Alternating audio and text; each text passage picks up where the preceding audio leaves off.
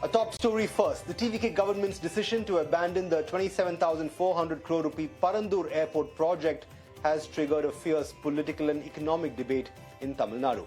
While Chief Minister Vijay says the move protects wetlands, agricultural land and local livelihoods, the DMK argues that starting the search for an alternative site could set Chennai's aviation infrastructure back by several years. Former Tamil Nadu Industries Minister TRB Raja has now mounted a strong defense of the previous government's decision.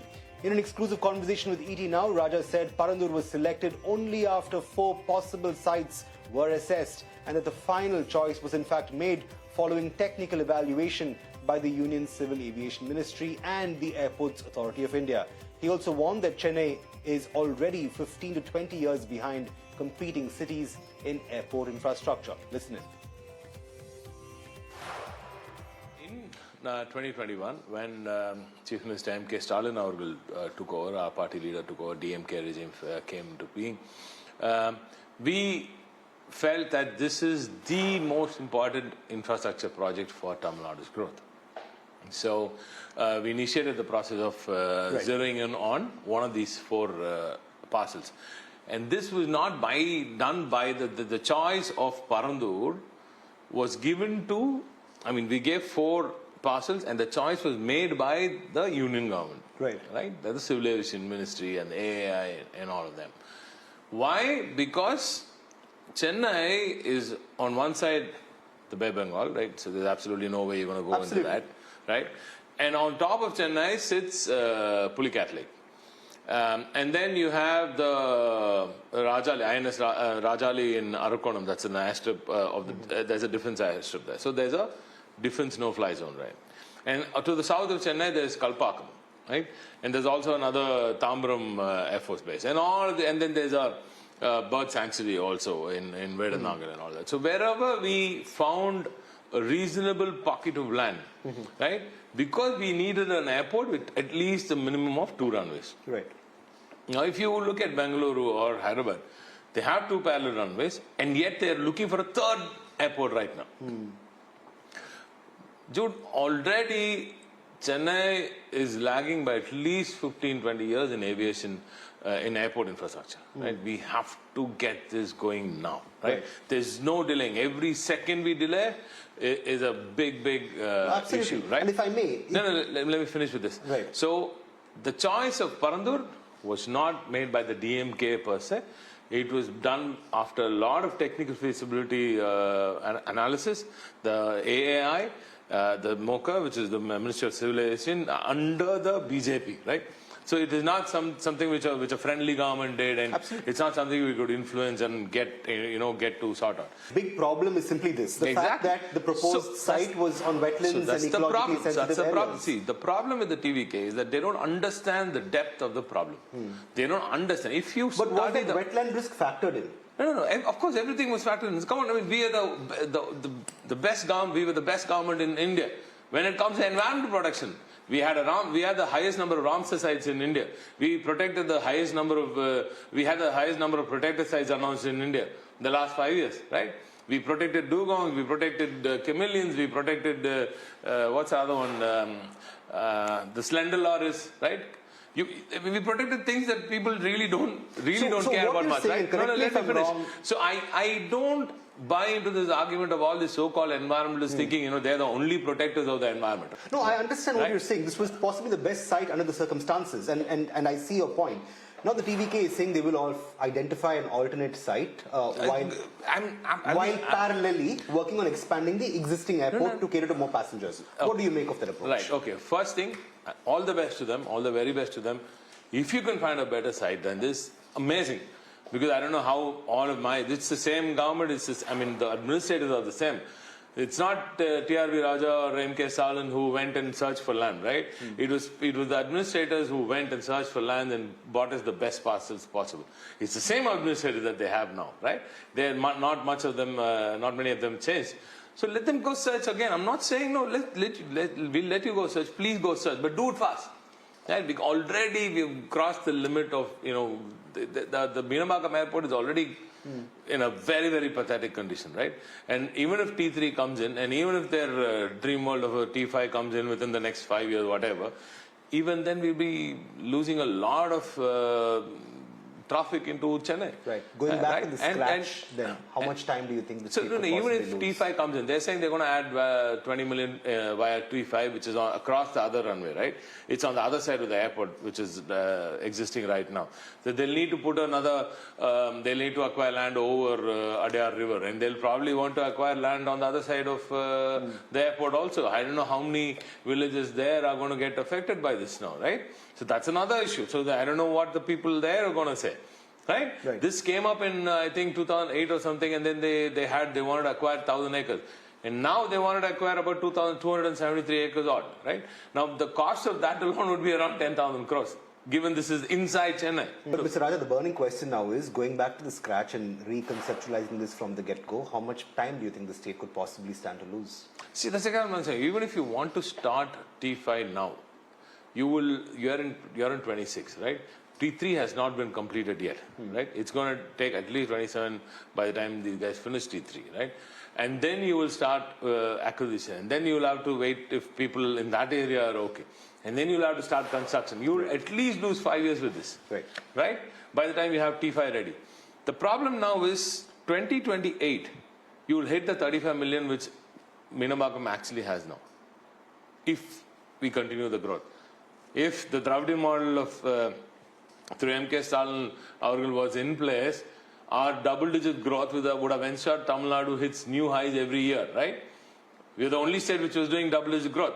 Now, if that continues, if that had continued, we would have hit 28, by 28 we would have been full. We would have had a problem even now after, getting Parandur to work. Mr. Raja, another burning part of the discourse that's ongoing at the moment is the fact that the TVK is alleging that the DMK in fact had interests in the matter, especially with regard to the real estate surrounding the airport. In fact, one allegation stated that a certain real estate company had purchased large land parcels there. There were a lot of folks in the DMK ecosystem itself that had interests in terms of the real estate there. How do you respond to these Who's allegations? in power now, Jude? Who's in power? The TVK. So don't you think the immediate question would be like, Nick, okay, so you're in power now. Why don't you find out and acquire that also? Take that out.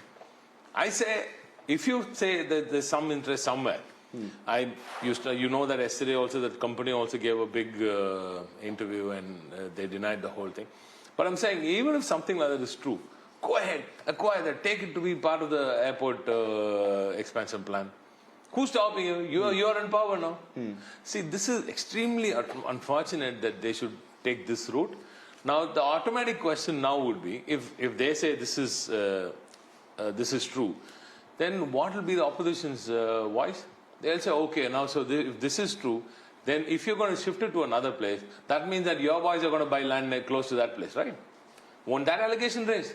It's absolutely pathetic. It's really silly. This could be a case I'm telling of you. No, let me finish. It's absolutely silly that at this age and day, with politics, with all youngsters now keenly watching politics, squabbling and doing all of this, politicians at that level doing all of this is extremely sad for the state.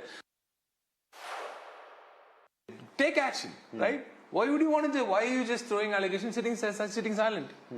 Then that means these are just mere allegations, right? If there's something to it, you should have taken action, right? And now that is one. Now, what is the other part of that? Now, if you go take land somewhere, somebody else is going to say that you bought land there, right? Everybody buys land somewhere, so it won't take minutes for us to find out somebody who's close to them who's got land and say that you've got it, right? So how long do you think Tamil Nadu should go this road and mess up infrastructure growth and mess up growth because two individuals in two different parties are always squabbling over stuff like this? Right? If there is anything wrong, take action. Don't just throw muck and just try to throw because you have promised somebody something without knowing what reality is. Speaking of infrastructure, and shifting focus slightly from Parandur, the TVK government recently announced that in 100 days of being in power, they've notched up over 1 lakh crore rupees in investments.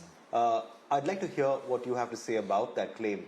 was a significant part of that pipeline from the DMK years? It's not the TVK government that's notched up, it's the Tamil Nadu government that's notched up that investment. I'm very happy that investment has happened, the conversion has happened, because these are things that we've spoken, and everybody and anybody in investment promotion knows that nothing can happen within weeks, especially 30,000 crores worth of announcements coming in the first few weeks of the government forming.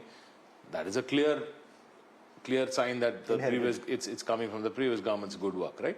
So forget the 30,000 crores. Now, what the 67,000 crores that they signed on that one single day, which they claim again is their own baby, 60% of that, I have 60,237 or whatever crores of the 67,000 odd crores that they've signed is from existing investments in Tamil Nadu. And do you think a regime prior to this wouldn't have spoken to them to get all of this done? So it's silly and it's very immature to claim investments which were already in the pipeline as your own work, right? But having said that, I would say it's a good thing that they ended up signing it finally, right?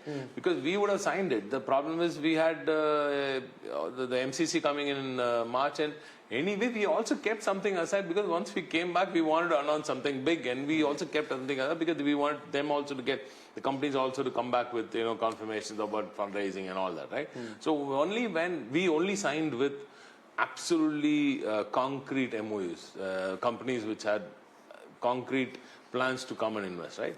So that is the plan we had, and we would have done a conclave around this time anyway.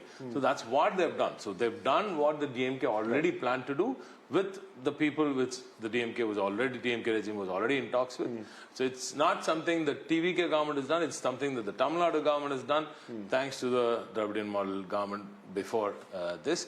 And I'm saying that's a good thing. That's a good thing that they at least follow that up and sign. But speaking of industries itself, there is this discourse also going on right now. We keep hearing about it and reading about it every day, that a large chunk of investments is in fact going to Andhra Pradesh. In fact, a recent allegation made by the incumbent industries minister as well, she said that a certain minister in the DMK and his brother received kickbacks, and on account of these demands, a lot of investors shifted business and investments to Andhra.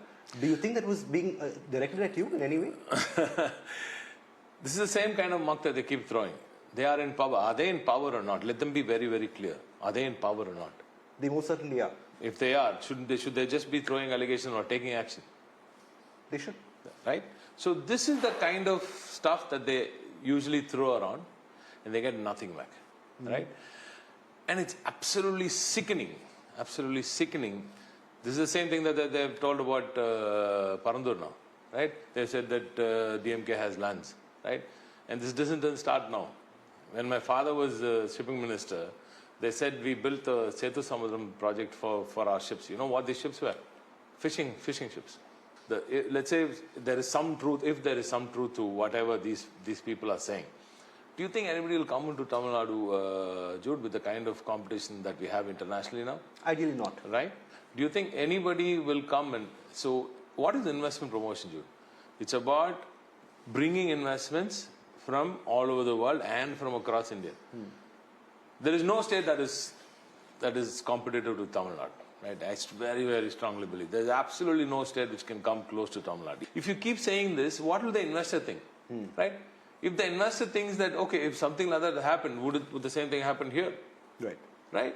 And why do you want to throw the cloud of doubt on investment promotion? Never, ever politicize investment promotion. This is not just for Tamil Nadu, I'm talking about India. Right. Any state in India should not politicize investment promotion, because the moment you do that, if the investor sees that the opposition and the ruling party in a state are going after each other with silly allegations like this, and the scene itself is very murky. This is the moment somebody like this says, if I'm not level-headed, what will I say?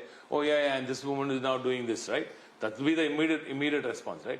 And I don't want to go down that road. I think we're just a bit higher than that. I think we're just much more mature than that. And I think as people who want the state to grow, And as people who want politics itself to grow, I don't think that's the route that I will take. Let them say whatever they want to. If there's some truth to it, let them take action. Now you go that route, but I want to go take the route where my state grows. Right. And I want to only talk about the positive thing that's around my state, especially around investment promotion. Otherwise, you'll have a very bad time. Initially, we had the best thing going with the best chief minister in Tamil Nadu. Now you're a newbie. Now you have a new set of people. And all of the other states are now trying to take advantage. Please be careful and do not let Tamil Nadu down is what I want to tell them. One last question. The last time we spoke, you evinced great confidence that the DMK would in fact return to power and for a second straight term. What happened? Did you misread the political sentiment of the day? Oh, our LOP through Udanidhi Stalin Avargal said it best. See, we misidentified the enemy and we actually did not read into the fact that the ADMK and the BJP had nothing left in them in Tamil Nadu. We were still so obsessed with the ADMK and the BJP that we didn't see what these guys were up to and what kind of people they were using, right? They literally used people, the kind of people that we would never even go close to in 100 years. But that's how low they stooped, and they used very wrong kind of methodology to go into the houses of people and bleach the minds. Are you referring to using children in campaigning? What exactly are you referring to? I would not want to go into details, and everybody knows what kind of people they use. Of course, it's also children in campaign, which is absolutely unacceptable. And I think that played a very, very major role, especially with the older crowd, which is the traditional DMK crowd, right? So, and I've had personally, in my constituency, I've had people call me the next day and even months after that, saying that I'm very, very sorry we didn't vote for you. We voted for my granddaughter asked me to vote, and my grandson who asked me to vote. I thought it was just one vote, and we didn't know this would happen. But there is a school of thought that all those votes actually went to the celebritydom of Mr. Vijay, and that's exactly why he won, irrespective of whether or not his candidates were in fact seen or not. No, but I really can't believe the fact that Tamil Nadu would be a state where a majority, I mean, it's not a majority, it's about 30%, so it's just 1/3 of the population, right? So I can't even believe that 1/3 of the population can be swung by a celebrity. But it's not just the celebrity, it's the loud noise that they created via all these people who shouldn't be used for traditional campaigning or respectable campaigning, right? I would put it that way. They could do anything, but the DMK, being a responsible 75-year-old party, had to go walk that line alone. Right. But they could go anywhere, right? They could come from anywhere, they could do whatever, and they could just say they're newbies. I mean, if whatever wrong that they did, people just say, okay, they're new guys, so let them, they did a mistake, so what? Right? But if DMK did it, it was wrong. It was anything deviating away from the straight path that the DMK has taken for 75 long years. If we had deviated a little bit, people have said that was wrong, but these kids could do anything. It is just that. And I think people of Tamil Nadu have just bought a ticket for a new movie, and I'm sure they'll walk out in the interval. All right, that's one way of putting it. But on that note, thank you so much. It's been an absolute pleasure. We're catching up with you again. Thank you. And staying with Tamil Nadu, a high-level meeting took place at Tamil Nadu House in New Delhi in order to intensify efforts towards tracing and bringing home pilgrims affected by the devastating floods along the Nepal-Tibet border. 4 ministers from the state, Adav Arjuna, A. Rajamohan, K. Tenarasu and R. Vinod, held discussions with Tamil Nadu's special representative and senior resident commissioners. Officials are cross-checking passenger lists, travel agency records and information provided by families to establish the location of these pilgrims. A total of 103 pilgrims, remember, from Tamil Nadu had travelled to Nepal for the Kailash Mansarovar Yatra, while 21 have been rescued. The whereabouts of 34 other pilgrims remain unknown. A separate team of officials has also been sent to Kathmandu to coordinate with the Indian Embassy and Nepalese authorities.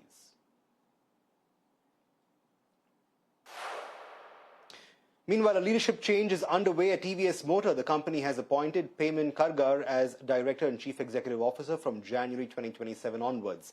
Kargar, who currently heads TVS Motor's international business, will succeed K.N. Radhakrishnan, who has led the company since 2008. TVS Motor's overseas business now contributes to about 29% of the company's sales volumes. Radhakrishnan, on his part, leaves behind a strong operating legacy. In fact, during his tenure, TVS expanded its domestic two-wheeler market share, while EBITDA margins improved from around 5% in FY09 to nearly 13% in FY26. Kargar is expected to sustain domestic volume growth, protect margins, and accelerate TVS Motors' international expansion. My colleague Avi joins us with an update. Let's have a look at TVS Motors that was in focus today and saw some selling pressure on back of some leadership change announcement, as Mr. Payman Kargar has been appointed as Director and CEO effective 27 Jan 2027. This appointment is for a tenure of 5 years. He will be succeeding Mr. Radhakrishnan, who joined TVS in the year 2000 and was promoted to the top post in the year 2008. He has been on the top post since over 2 decades now, and TVS Motors has expanded and performed quite well over these past 2 decades. Some of his key achievements include launching the Ntorq 125cc, launching the EV scooter, which is the iQube, acquiring the Norton motorcycles, which is the premium global brand, and expansion of the EBITDA margin from roughly 5% in FY 2009 to currently at 12.9% in FY 2006. The stock has also performed quite well over these past 2 decades and has been a multi-bagger. The stock has given a return of 7x since 2018. Some brief background about Mr. Payman Kargar is the fact that he's currently posted as President International Business for TVS Motors, and he has 30 plus years of experience in the global automotive business, where he has worked across Europe, Asia, Africa and Middle East. His expertise covers fields like product development and R&D, sales and marketing. Due credit given to Mr. Payman Kargar, as 29% of the total sales volume now come from export, and exports are growing at 33% YOY. However, the market response was timid since the stock fell around 2 to 3% on back of this leadership change announcement. Moving on, 3 major gig economy companies, that's Uber, Eternal and Porter, have withdrawn from Karnataka's Gig Workers Welfare Board. These companies say they cannot remain members of a statutory body created under a law that they are challenging before the Karnataka High Court. In fact, that dispute centers around the gig worker welfare law that Karnataka has tabled and the transaction-linked fee imposed on these digital platforms. The companies argue that this law overlaps with the centre's own social security code. Amazon, however, is an exception. It continues to remain on the board. The Karnataka government has now approached other platforms, including Delivery, Namayatri and Yulu, reportedly asking them to join. So far, 15 companies are now registered with that board. Now, moving on, Amaravati is all set to house India's first dedicated quantum and AI university campus. The centre-backed NIELIT will invest nearly 731 crore rupees in the project, which will offer courses in quantum computing, artificial intelligence, semiconductors and chip design. In fact, classes are all set to begin from a temporary campus in Guntur this September. And Tamil cinema faces a possible shutdown as producers threaten to halt new releases, shoots and post-production work from the 1st of September. The dispute centers in demands from theatre owners to double the gap between theatrical and OTT releases from 4 weeks to 8. Producers say this could reduce the value of digital rights, while exhibitors argue that early streaming releases are hurting cinema footfalls. And with that, it's a wrap on the show today. Thanks so much for watching. We'll be back same time, same place tomorrow with more news and updates from South India. But for the moment, it's goodbye from us.